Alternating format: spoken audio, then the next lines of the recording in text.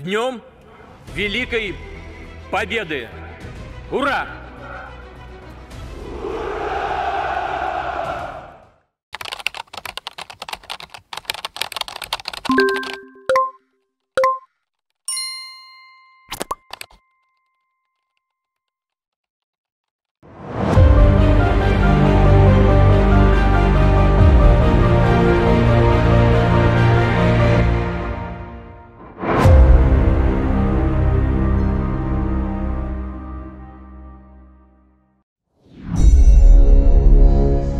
Dalam romantisme sejarah Rusia dan Ukraina, mereka memiliki dongeng yang sama berasal dari kaum East Slavic atau Slavic Timur yang menyatukan Ukraina modern saat ini dengan Rusia di bawah negara Kievan Rus di abad pertengahan yang membuat bahasa serta budaya kedua negara ini memiliki kemiripan karena akar budaya yang sama termasuk agama mayoritas di Ukraina dan Rusia yaitu Kristen Ortodok. Berdasarkan sejarah ini kita mengupas kisah Zelensky di awal dan apa strateginya melawan Rusia saat ini. Apakah efektif atau salah kalkulasi? Yang jelas strateginya sejauh ini adalah abai terhadap persiapan Rusia dan membuat warga Ukraina meninggal ribuan karena keputusannya tersebut. Agaknya strategi Zelensky kemudian hanyalah diplomasi. Ukraina mencari hak hidup sementara Rusia mencari hak politik. Karena tidak simbang, ya tidak ada yang namanya negosiasi antara Rusia dan Ukraina. Beda platform, beda niat. Jadi apa yang Zelensky punya opsinya? Yang jelas juga dia masih bertaruh akan dukungan dunia, akan dukungan dari luar, dari pihak barat tentunya. Banyak negara Zelensky berpidato di parlemennya.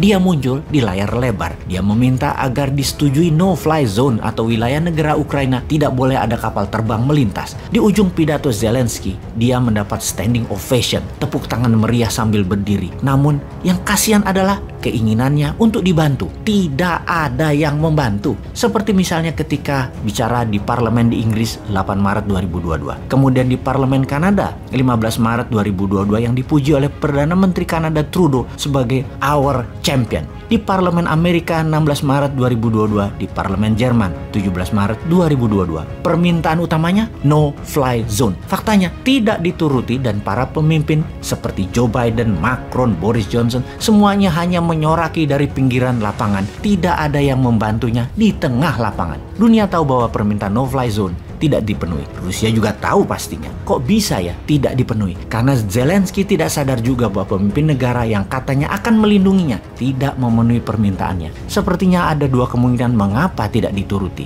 Nomor satu adalah secara politik dunia, Zelensky kurang berpengalaman. Dia tidak paham NATO dan tidak paham maunya pemimpin sekutu barat. Walaupun dalam pidatonya dia menunjukkan kekejaman Rusia menyerang penduduk sipil, diharapkan memancing sisi kemanusiaan para anggota parlemen di negara barat dan negara pemimpin sekutu tersebut. Ternyata di mata politikus semua rasa kemanusiaan itu tidak ada. Kemungkinan kedua adalah ketidaktahuan Zelensky terhadap Rusia dan pengaruh Rusia terhadap sekutu barat. Yang kalau permintaan Zelensky dituruti sekutu barat, biar itu Eropa Barat. Seperti gas Eropa Barat jadi nol dan harga minyak dunia jadi $150 per barel. Dengan itu semua, apakah sebaiknya Zelensky menyerah kepada maunya Rusia? Mungkin membuat hal ini, membuat Ukraina lebih baik. Kita lihat apa maunya Putin pada Desember 2021, yaitu Ukraina netral terhadap NATO, menyetop ekspansi NATO ke arah timur, dan meminta NATO mengurangi senjata-senjata di negara Eropa Timur, di mana Joe Biden menolak mentah permintaan Putin itu. Maret 2022, permintaan Putin menjadi 1. Tetap Ukraina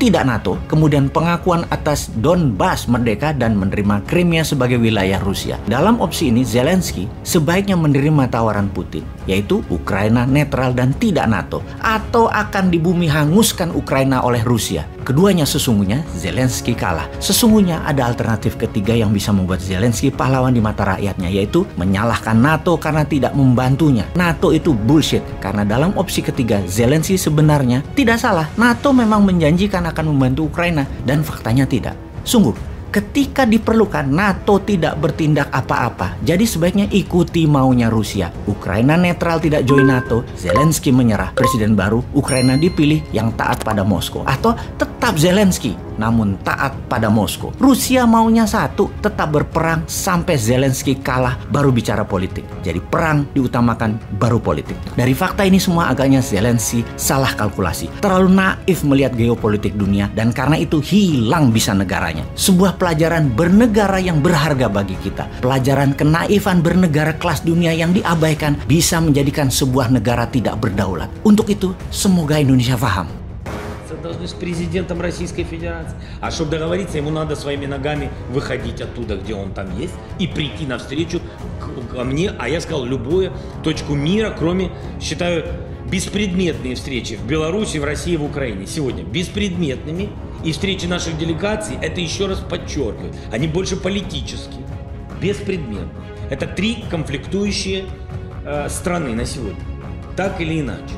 Поэтому вот мы встретились, мы с ним договорились. Этого достаточно, нашего с ним договора, с подписями, с печатями, хоть кровью.